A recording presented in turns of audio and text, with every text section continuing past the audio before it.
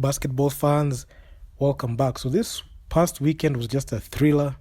We got to see the Equity Dumas match up against the Nairobi City Thunder. On the very same day, we had KPA versus USIU.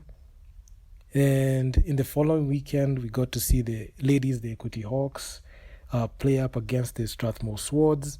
Then we had the inevitable KPA versus Lindsay matchup. And also, just to mention, the KPA women's team, they matched up against USIU and they won that matchup. And we'll also look at KPA versus the JKUAT Lynx. So those games just packed the weekend. And this weekend, I must say, it was active because both venues just had very good matchups, very good games, very big games at that one.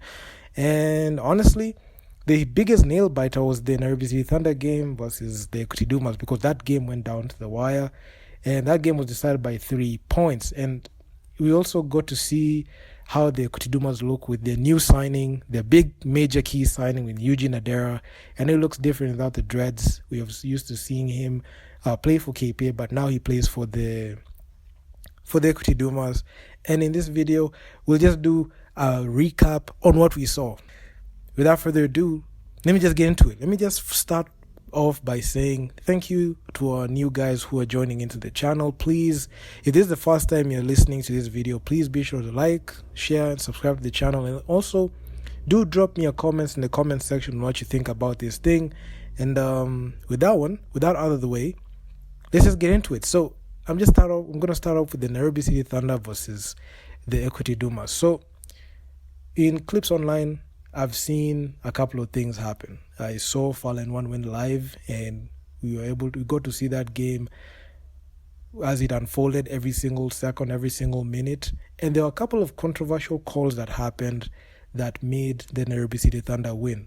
Mind you, this was the closest the Nairobi City Thunder were in losing their first ever game in this season, and they are yet to take a loss this season. So the Nairobi City Thunder remain unbeaten in Kenyan basketball. And it had to be like one of those games that they had to scratch and claw. And this game being decided by 3 points in the Nyayo gym, it was one for, this year. I can even say that this one qualifies to the game of the year. And it also qualifies as one game that you can go back and look at and say, this can be the game of the regular season with reference to the KBF Premier League. So with 5 seconds left to play, Dumas' new signing, Eugene Adera, scaled up for a layup, but they saw the ball agonizingly bounce off the rim with a 3-point margin to cover. So that clutch layup he missed was that one that would have, if he made that one, it would have tipped the game over. So Equity then won a foul and a side ball from the restart, asked for a timeout with 3 seconds just to go and find a way to rally back. So the ball was sprayed to the impressive Joel, who went for a 3-pointer, the ball coming off the rim again, and his attempt at running the offensive rebound futile after he made that one. The buzzer went, and it was glory. As you could see, the Nairobi City Thunder were able to outlast the Equity Dumas. So this was the closest game that Nairobi City Thunder had in this season. I have not seen a clutch game. And the funny thing is, even last year's matchup against the Equity Dumas, the games were actually quite close and competitive. We saw those resistance, especially with the Equity Dumas. And this Equity Dumas is not the same as the one that we saw the previous time because they made some key signings. You can see the major signing, especially at the point guard position, was Eugene Adera. So Coach Brad Ibbs, he came out and said credit to them. They have a really good team out there. They put up a good fight for us, but I didn't feel like we played very well. Our shooting was not the best, and we missed several shots that normally we would have taken. So you can see Brad Ibbs, he went back. He didn't say it was an easy game. Both teams were holding serve pretty well. And I can say there was a couple of missed calls that I saw, and there were a couple of controversial calls that are going on the Nairobi City Thunder side, and I feel like majority of them went to the Nairobi City Thunder side and not the Equity Dumas side, because there's that steal. I saw an attempted steal by Electric, but it was called a foul. So I was just I was just dumbfounded. So the Thunder came back, came from as far back as 10 points behind to win the duel with the Equity Dumas, and the Equity Dumas, failed to control the flow of the game. But I can say the missed calls really, I can say it really, really tipped the scales to the Nairobi City Thunder. I'm not saying the refs colluded with the team, but all I'm saying is that game was very controversial, especially with the calls. So Coach Isaac Munyoki also told Capital Sports, it was a case of what ifs and what would have been, but overall, it is a hard one to take for the boys. They will be very disappointed with this, true, because the Nairobi City Thunder, getting a win against the Nairobi City Thunder, a team that is a juggernaut, is actually something that is many teams look forward to every single time they suit up and go in there. So what I saw on the court today, I have seen every day in training. We had a bunch of warriors on this team, and we fought to the last second. It was unlucky to lose, but we pick up from there. We have just started the second leg, and I believe we will get better. So the tactician, Isaac Munyoki, came out and said that. So having been beaten convincingly in the first leg by the talented Thunder, so the Equity Dumas, they did the very good thing of, signing Ntambwe and Adera from rivals KPA. And this one tipped the scales, and you can see Equity just have like a championship roster. I know this roster is different from the one they made the finals, but if you look at the type of quality that they have added and the type of people they have added, especially a guy like Eugene, who's the number one premier point guard in the Premier League, and getting him from KPA, a rival team, it will really show you that this Equity Dumas it's all for nothing. And this is the team that legit can challenge for the championship. And this was actually a potential finals matchup. And quick dribbling Albert Odero, Kenyan Airways, was the engine that ran the Thunder's machine. And without him, I don't think that the Thunder would have had a chance to be able to do the damage that they did. Because behind Adera's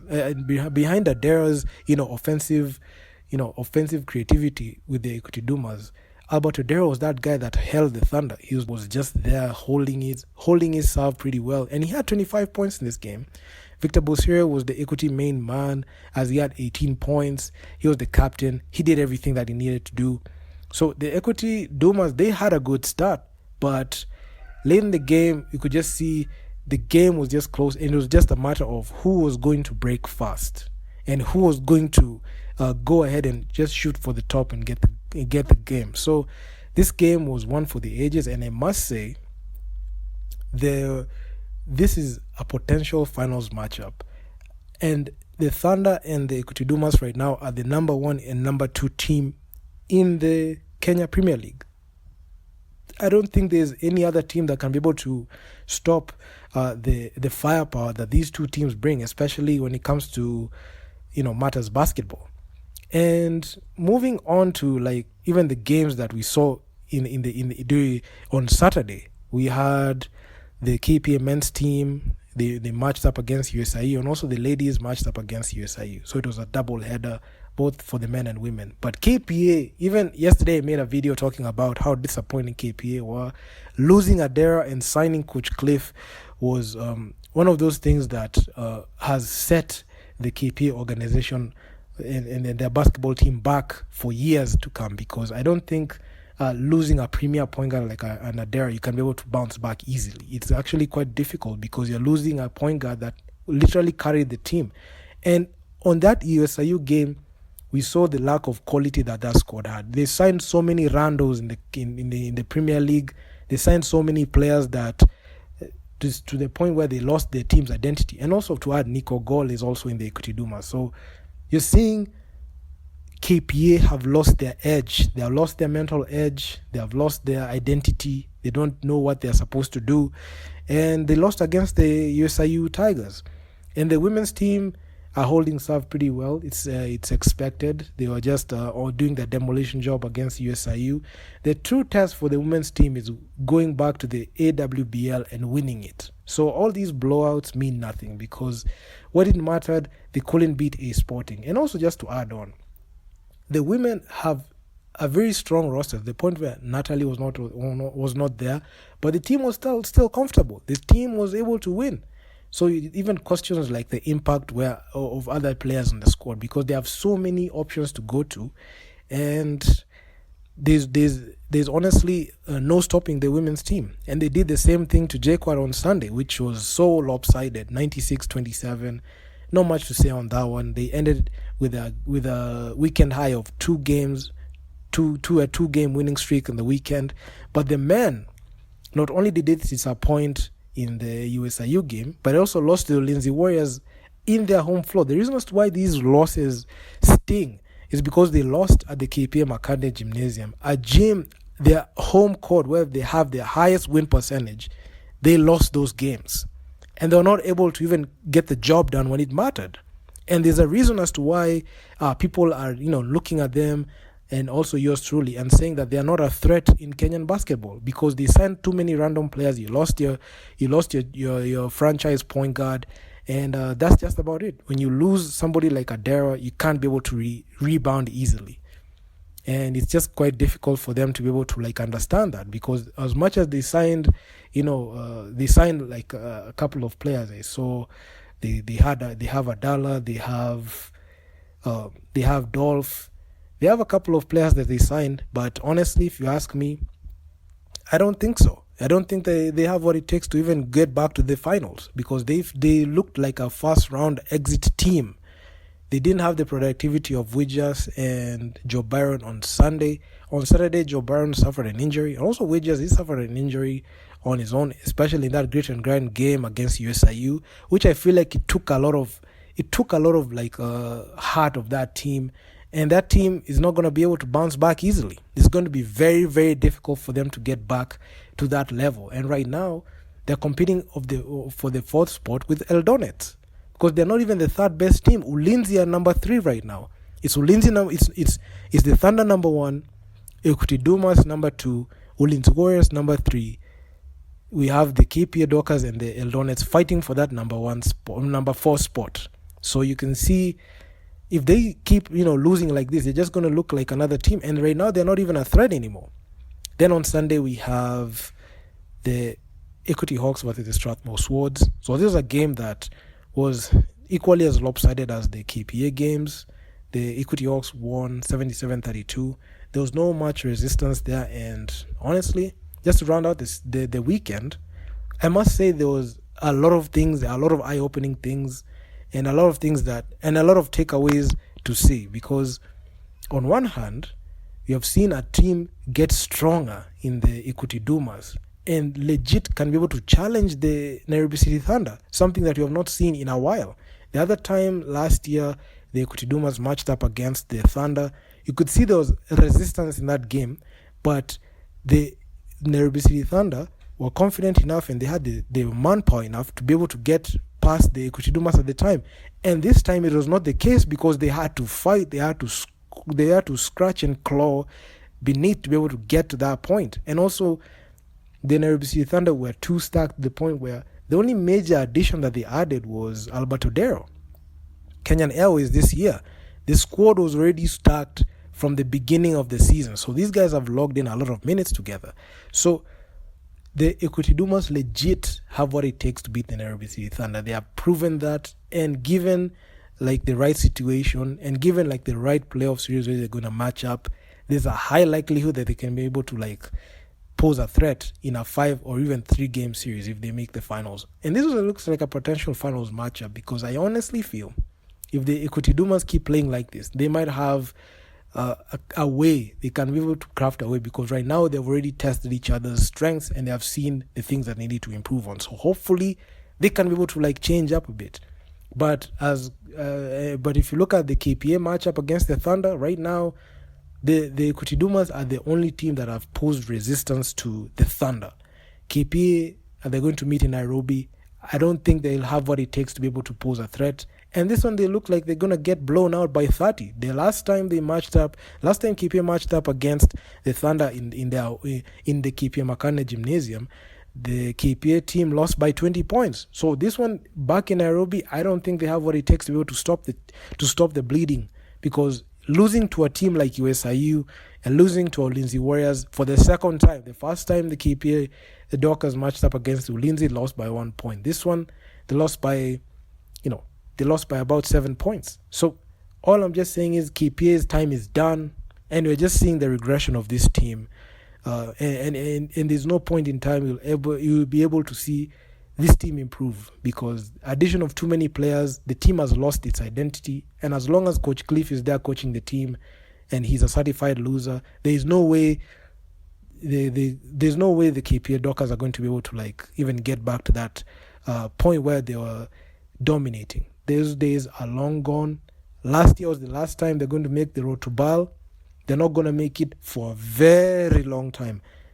If the Nairobi City Thunder and the Equity Dumas maintain their core rosters the way they are right now, KPA is not going to make and win the finals, because that will mean that they have to go through the Nairobi City Thunder and they have to go through the Equity Dumas, and that's going to be very different. I know a lot of people can say KPA, they beat the Dumas, but that squad that beat the Dumas last year is not the squad that we have this year, because they made so many changes, did a lot of retooling, and I don't think they have what it takes right now.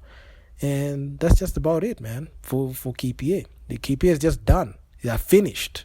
Then, if you look at the Equity Hawks, the true test for the Equity Hawks and the KPA Dockers, the women's team, is the AWBL. I don't care about Zone 5 right now. I don't care about the league, because they'll keep doing their demolition jobs on these teams.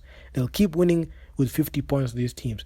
But when they actually go ahead and play a team that has the ability to play basketball and they have the ability to play good defense and offense on them, they really struggle. KPA's true test is to see if they can beat a Sporting, Interclub. Equity, the same thing. Can they beat a Sporting or Interclub when they meet? I don't know. Maybe they make it past Zone 5, which is an if, because every single year teams keep changing. But anyway, it is what it is. So that's just a recap and just a rundown on what really happened with the major teams in the KBF